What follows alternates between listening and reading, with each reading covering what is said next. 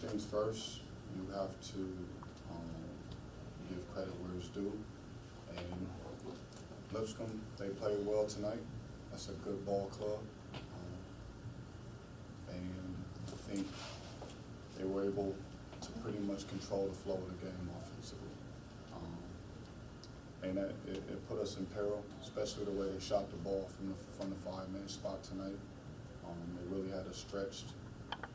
And then their player of the year candidate, Nosovich, was able to dominate in all facets of the game, which made things difficult. We were able to force them some turnovers, some missed shots, but the way they shot the ball, we had to pretty much defend them too much one-on-one without being able to bring enough help. And at times we did well when we got a bigger guy on him, and challenged some of his shots and forced some misses, and that allowed us to really get back in the game. But just a couple runs there throughout the game, especially towards the end, not being able to manage the zone as we needed to. We had some open looks, some 3-4 foot mid-range shots. They're not typically your most efficient shot on the floor, but it was the best shot available during that stretch and during that moment. I think if we come away with 2 of those gimmies, they have to decide whether they play zone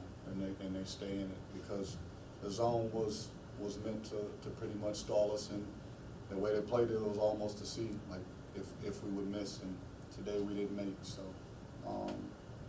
I'll leave it there and just open it for any questions.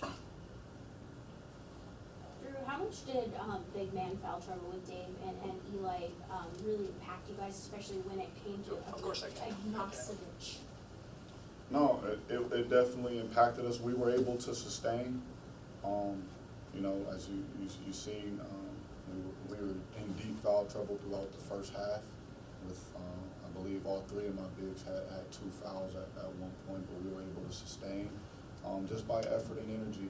But then Eli's foul trouble probably to me hurt us the most, because I thought he did a good job on Nosovich. Outside of he's young, he's got to make more mature plays when he's guarding the ball. He doesn't have to provide that much pressure, but he'll continue to get better. But I think he posed the biggest challenge. He was willing to accept the matchup, and he did a good job for his stretch. And during that moment, we started off rough in the second half, but he's part of that lineup where things start to change, and he's part of 2 lineups where the score starts to change for us. Drew, with the new team, what's the difference that you can see between practicing as long as you did getting into this game? There's just a lot of growth that still needs to happen. Like you said, we're a new team. This is everyone's first year playing for me, no matter if they've been here before, no matter if I was their assistant coach in years before. This is still a new team, and it's going to take us some time to gel. What I do like most about our team is we got hit right in the mouth early, right at home. We were down big, nothing was going our way, and everything seemed to be going in their favor. But our team, we stuck together. We raised our level of play. We found our game defensively, which allowed things to open up for us offensively, and we fought. If we step up and make some free throws in the first half, the score looks a little bit different, and really throughout the game. We shot poorly from the free throw line and the 3-point line. Drew, you had Jakob and Jake that you said were game time decisions. How was it navigating through them, whether it was managing health, minutes, or just them finding confidence on the court through that? It's been a challenge all off, whatever you call it, off season. During this weeks of practice, we haven't been fully healthy. We got guys just coming back into the fold. Jake's, I think he's had a total of maybe 2 to 3 practices, and you can see the rust there. And he tried to play so hard that he found himself making some mistakes, right? He tried to get it all back at once at times, but he'll grow. He's a mature player. He's poised. I'm not concerned about Jake.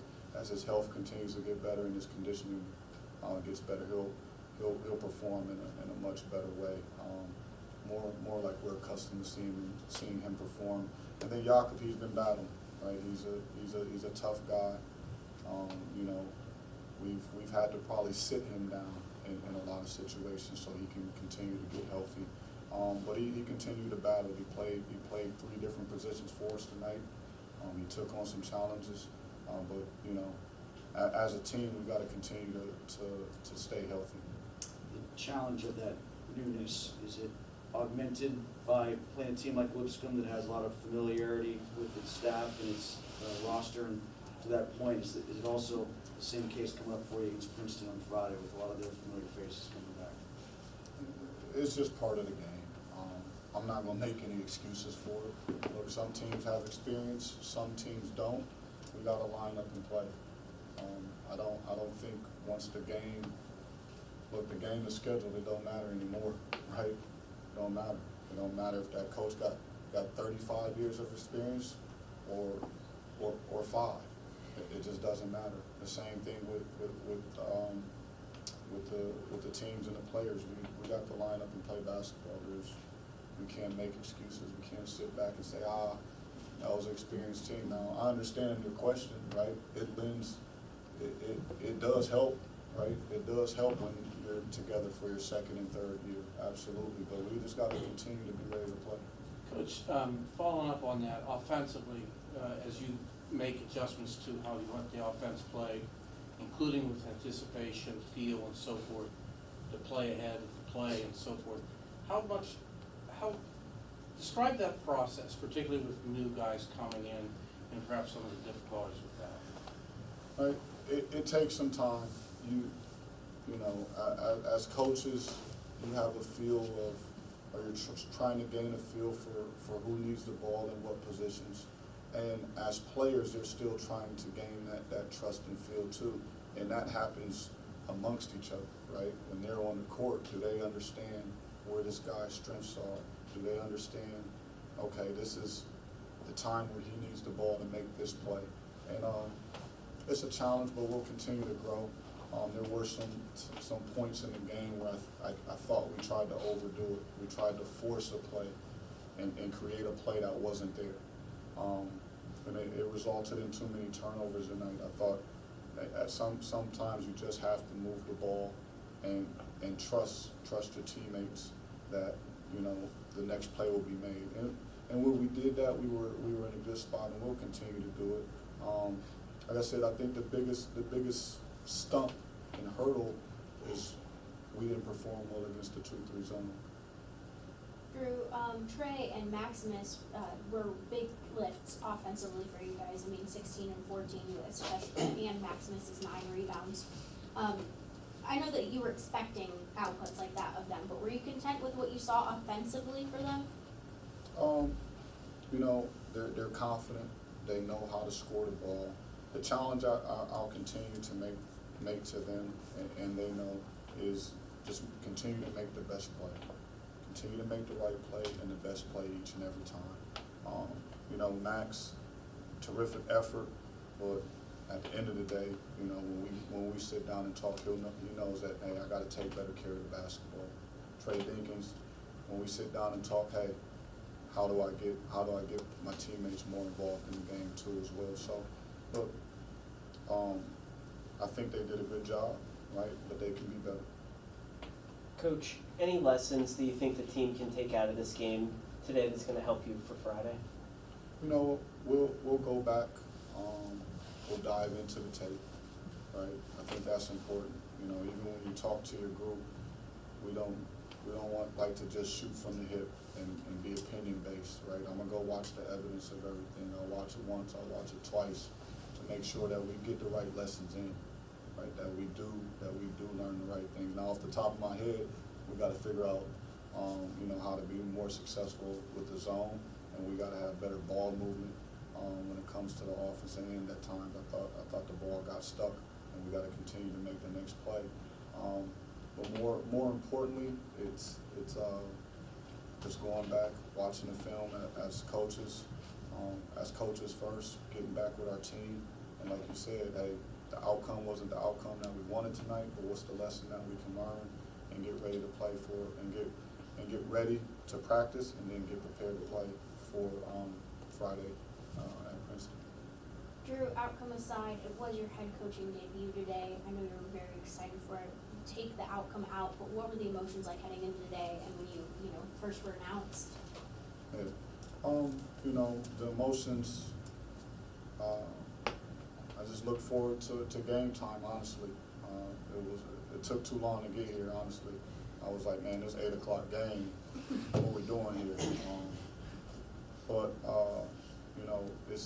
it was an experience. Like I said, it's hard to sit here and say I enjoyed it, because we were on the wrong side of the scoreboard. But I'll just challenge myself, right? I think, how can I be better? How can I get my team over the hump? How can I pull them out of a tough spot? That's really where I'm at. Going into the game, I felt focused. I felt energized. I felt really good. Leaving the game, I still feel focused and energized. I'll feel better once we get a win. Duquesne has the most compassionate fans in the country. In spite of this loss, if you have any, what message do you have to send to them to let them know that it's one game and we'll get better? So, what are your words? It's one game. I mean, you said it. And if compassion is really true, right? If that's the adjective you're using, if compassion is true, then keep showing up, right? Continue to show up. If it's this team that you're fighting for, right, then continue to show up. And I agree with you. We do have that, right? So don't blink, don't waver. Our guys didn't. I didn't. No matter the outcome, we'll be back. We got business to take care of on the road, and then we'll be back here in a couple weeks to play. But like I said, if that is the true adjective of the fan here at Duquesne, then let's continue to rally together and show up. When you want to talk to your former guy, he was here, when you want to talk to him? Listen, I can't get away from the guy, so. But we'll have our conversations for sure, definitely.